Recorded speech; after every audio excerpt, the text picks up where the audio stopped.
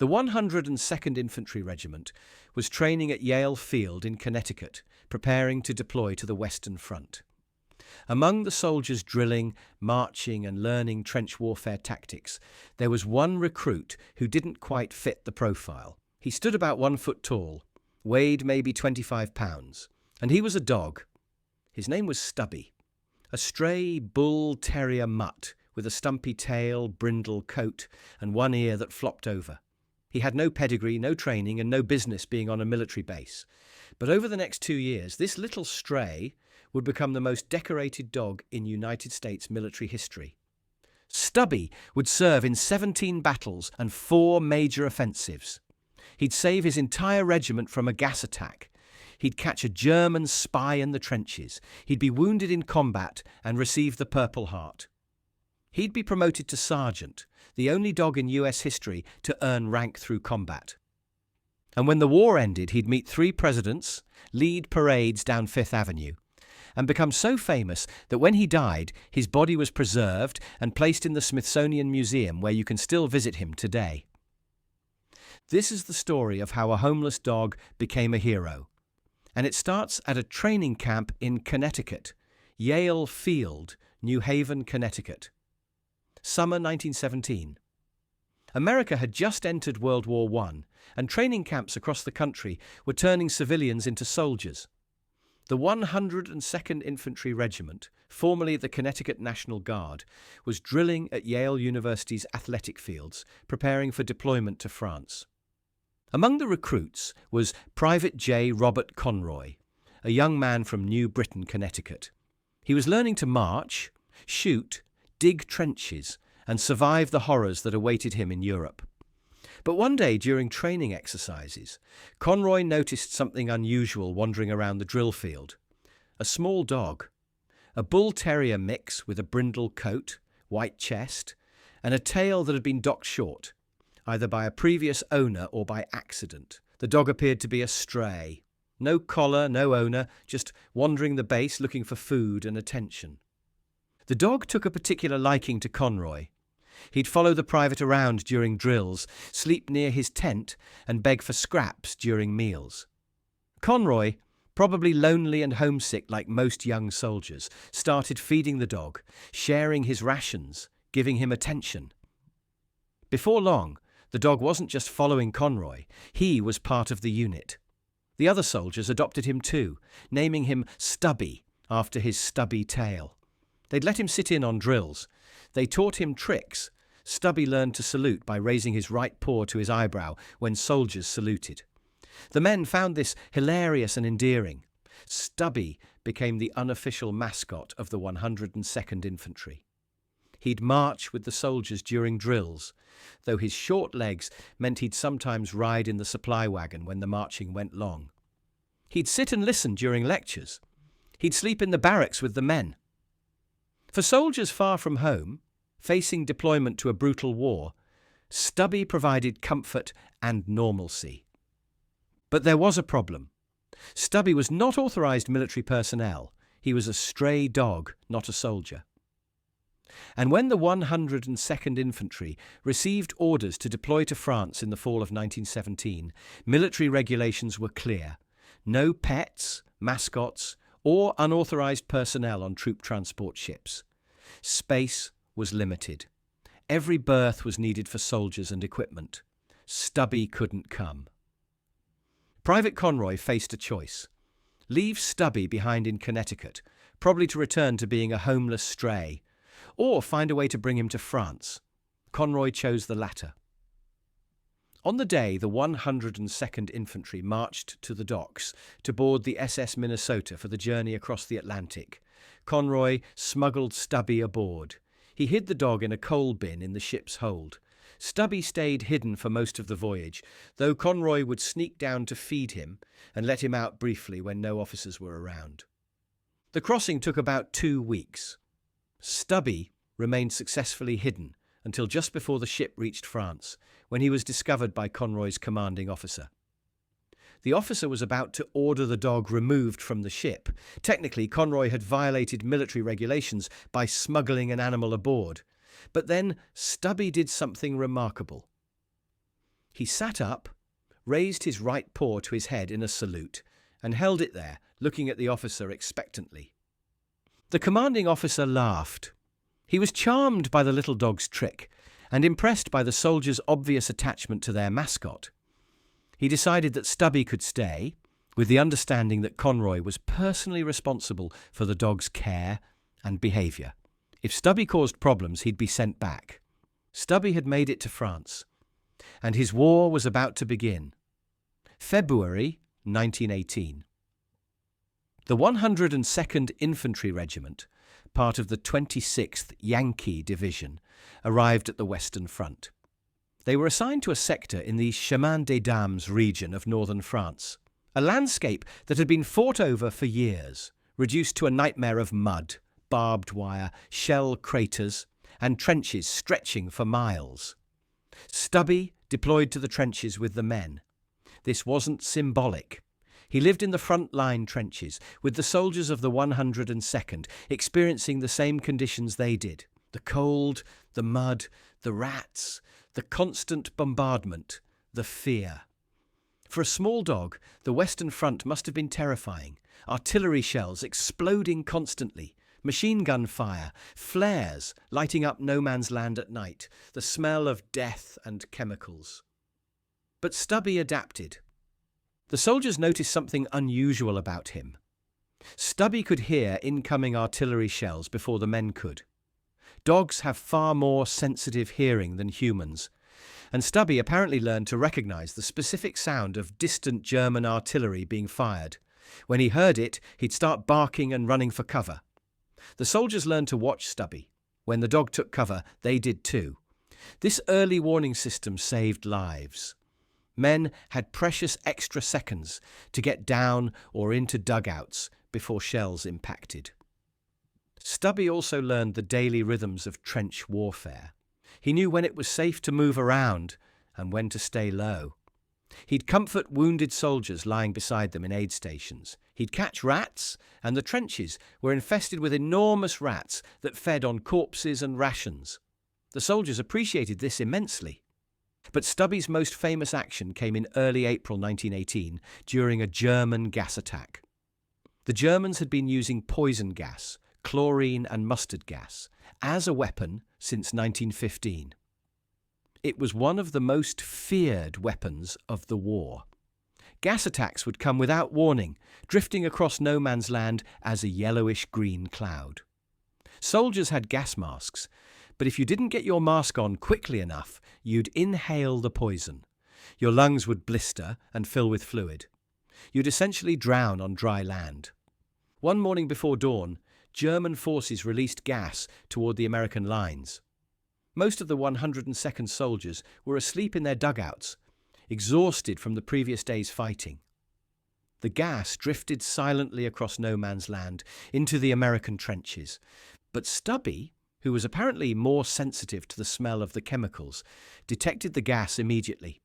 He started barking frantically, running through the trenches, jumping on sleeping soldiers, making as much noise as possible. The commotion woke the men. They saw the gas cloud rolling in and immediately grabbed their gas masks. Because of Stubby's warning, the entire regiment had time to mask up before the gas reached dangerous concentrations. Not a single soldier in that sector was killed by the gas attack. Stubby had saved potentially dozens or hundreds of lives, but Stubby himself didn't have a gas mask. Dogs weren't issued protective equipment. He inhaled some of the gas before soldiers could get him to cleaner air. He became seriously ill, coughing, struggling to breathe, eyes burning. The soldiers rushed him to a field hospital where he received the same medical treatment as human gas victims. Stubby survived, though he was sensitive to gas exposure for the rest of his life. After he recovered, the soldiers made him a custom gas mask, fitted to his small face, so he'd be protected in future attacks. For his actions during the gas attack, Stubby was unofficially credited with saving the regiment and began to be recognised beyond just the 102nd Infantry. Word spread through the American Expeditionary Force about the little dog who'd warned his unit of a gas attack. As 1918 progressed, the 102nd Infantry participated in major Allied offensives: the Spring Offensive, the Aisne-Marne Offensive. Stubby was there for all of it, living in the trenches, enduring bombardments, adapting to the chaos of industrial warfare. He'd become genuinely skilled at surviving the Western Front, an impressive feat for a dog who'd started as a Connecticut stray just a year earlier. Then came one of Stubby's most remarkable actions. The exact date isn't precisely recorded, but it occurred during the Meuse-Argonne Offensive in the fall of 1918. American forces were pushing forward against German positions. The front lines were fluid, chaotic. In the confusion, a German soldier, not in uniform but in civilian clothes, infiltrated the American trenches. He was mapping American positions, trying to gather intelligence about troop strength and artillery placements to report back to German commanders. Stubby encountered this man in a section of trench. The dog immediately recognized that something was wrong. This person didn't smell right, didn't sound right, wasn't speaking English. Stubby started barking aggressively and then attacked the man, biting him on the legs and refusing to let go. The man tried to escape, but Stubby held on, making enough noise that nearby American soldiers heard the commotion and came running. They found Stubby holding a German spy who'd been in the process of mapping their positions. The man was detained and interrogated, confirming he was a German intelligence officer. If he'd successfully completed his reconnaissance and returned to German lines, the intelligence could have led to a targeted German artillery barrage or counterattack that might have killed many American soldiers. Stubby had prevented that. This action made Stubby famous beyond the 26th Division. The story of the dog who caught a spy spread through the American Expeditionary Force and eventually back to the United States, where newspapers picked it up. Stubby was becoming a celebrity. But he wasn't immune to the dangers of war. During one bombardment, a German grenade or shell fragment struck near Stubby. Shrapnel hit him in the chest and front leg. He was seriously wounded, bleeding, unable to walk properly, in obvious pain. Soldiers rushed him to a field hospital, where doctors treated him just as they would a human casualty. They removed the shrapnel, stitched up his wounds, and sent him to recover at a rear area hospital. Stubby spent several weeks recovering. During this time, he stayed in the hospital ward with wounded soldiers. The medical staff noticed that his presence improved morale significantly. Wounded men who were depressed or in pain would brighten when Stubby came around. He'd visit bed to bed, letting soldiers pet him, providing comfort. The doctors and nurses actively encouraged this, recognizing Stubby's therapeutic effect. Probably one of the earliest examples of what we now call therapy dog work. When Stubby recovered enough to return to duty, he rejoined the 102nd Infantry at the front. He now had visible scars from his wounds, which the soldiers treated with a kind of pride. Their dog had been wounded in action, just like many of them. There was talk of giving Stubby a Purple Heart, though whether he officially received one is debated by historians. What's certain is that he was recognized as a combat casualty and treated as a wounded soldier. November 11th, 1918. The Armistice. World War I ended. After 17 months in combat, the 102nd Infantry's war was over. They'd participated in 17 battles and 4 major offensives. They'd suffered heavy casualties, and through it all, Stubby had been with them. The soldiers credited Stubby with saving numerous lives through his gas attack warning, artillery detection, spy capture, and simple morale boosting. When the regiment began preparing to return home, there was never any question about whether Stubby would come with them. He was one of them. He'd earned his place. In April 1919, Stubby returned to the United States aboard a troop ship. Unlike his smuggled arrival in France, his return was official and celebrated. When the ship docked, Stubby was greeted as a hero. Newspapers had been covering his story for months. He was probably the most famous dog in America. The 102nd Infantry marched in victory parades. Stubby led them, wearing a custom-made chamois coat that soldiers had made for him, covered with his medals and decorations. He'd been awarded or presented with so many honours that accounts vary on the exact count, but they included 3 service stripes, a wound stripe for being injured in combat, multiple campaign medals, a medal from the Humane Society, a medal made by French women from a captured German Iron Cross melted down. But the honour that made Stubby unique in American military history came when he was promoted to sergeant. The exact mechanism of this promotion is debated. Some accounts say it was done by the commanding general of the 102nd. Others say it was more informal. What's clear is that Stubby was widely recognised and referred to as Sergeant Stubby, making him the only dog in United States military history to achieve rank through combat service rather than ceremonial appointment. Sergeant Stubby met 3 presidents. President Woodrow Wilson met him at the White House. President Warren G. Harding met him during a ceremony. President Calvin Coolidge presented him with a medal. For a stray dog from Connecticut, this was an extraordinary journey. Stubby also became the mascot of Georgetown University, where his owner, J. Robert Conroy, attended law school after the war. Stubby would attend football games, lead halftime shows, and became beloved by students. He lived a comfortable life, celebrated and cared for, a far cry from his days as a homeless stray on the streets of New Haven. He also became a fundraising tool for veteran organisations. Stubby would appear at events supporting disabled veterans, helping raise money and awareness for soldiers who'd returned from the war wounded or traumatised.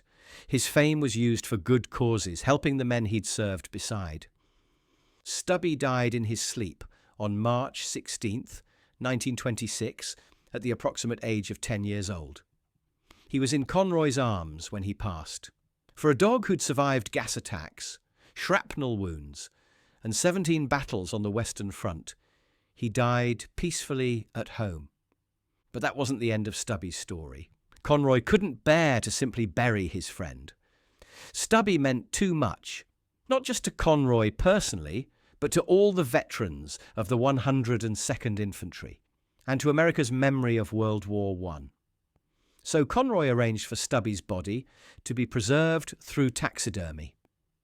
The dog's remains were carefully mounted, preserving his appearance as accurately as possible.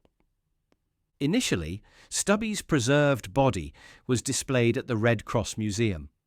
Later, he was moved to the Smithsonian Institution's National Museum of American History, where he remains today. You can visit Sergeant Stubby in Washington, D.C., more than 100 years after his wartime service. He's displayed in a custom-made case, still wearing his decorated coat, still looking alert and ready. The Smithsonian considers him an important artifact of American military history. In recent years, Stubby's story has been rediscovered by new generations. In 2018, an animated film about his life was released. Books have been written about him. Historians have researched and documented his service. He's been featured in military museums and veteran memorials. What makes Stubby's story resonate isn't just that he was a dog who went to war. Many dogs have served in military conflicts. It's that he was effective. He genuinely saved lives. The gas attack warning alone likely prevented dozens or hundreds of casualties. His spy capture prevented potential intelligence losses that could have cost American lives. His morale contributions helped soldiers endure one of history's most brutal conflicts. And his story challenges assumptions about what constitutes military service. Stubby didn't understand the politics of World War I. He didn't know why Americans were fighting Germans in French trenches. He couldn't comprehend empires and alliances and the complex causes that had led to the war, but he understood loyalty. He understood that the men who fed him cared for him and accepted him as one of their own needed help. And he helped them in whatever ways a small dog could. The soldiers of the 102nd Infantry never forgot him. For decades after the war, At veteran reunions, old soldiers would tell Stubby stories. The dog who saved them from gas, the dog who caught the spy, the dog who made the trenches a little more bearable. And when those veterans passed away, Stubby's story was preserved in the Smithsonian, ensuring future generations would know about the stray mutt who became a sergeant. Sergeant Stubby's story seems almost too extraordinary to be true. A homeless dog wandering onto a training field, smuggled across the Atlantic, serving in combat, saving lives, catching spies, meeting presidents, and ending up preserved in the nation's museum. But it is true. Every aspect is documented through military records, photographs, newspaper accounts, and veteran testimonies. His story reminds us that heroism can come from unexpected places. Stubby didn't choose to be a war dog. He was a stray who found a soldier who fed him. Then he was loyal to that soldier and the soldier's friends. That simple loyalty, combined with good instincts and perhaps some luck, made him the most decorated dog in American military history. There's something profound about the fact that Stubby's preserved body still sits in the Smithsonian. The museum could have discarded it decades ago. They didn't. Because Stubby represents something important about the human-animal bond, about loyalty, about service, and about the unexpected ways that individuals, human or otherwise, can make a difference. If you're ever in Washington, D.C., visit the National Museum of American History. Go see Sergeant Stubby. Look at his medals, his scars, his alert expression. Remember that this little dog lived through one of history's worst wars and helped soldiers survive it. Remember that he was once a homeless stray, and he became a hero. And remember that he started his journey by simply being kind to a lonely soldier who fed him scraps at a training camp. Sometimes that's all it takes. Sergeant Stubby is one of many extraordinary animals who served in warfare and changed history in unexpected ways. If you want more stories like this, the heroism, the loyalty, and the forgotten individuals who shaped our world, subscribe to Forgotten Front. Next video, we're returning to World War II. The Night Witches, the all-female Soviet bomber squadron who flew wooden planes at night and terrified the German army so badly that Hitler offered Iron Cross medals just for shooting one down. What other animal heroes should I cover? Cher Ami the pigeon? Sergeant Reckless the horse? Drop your suggestions in the comments.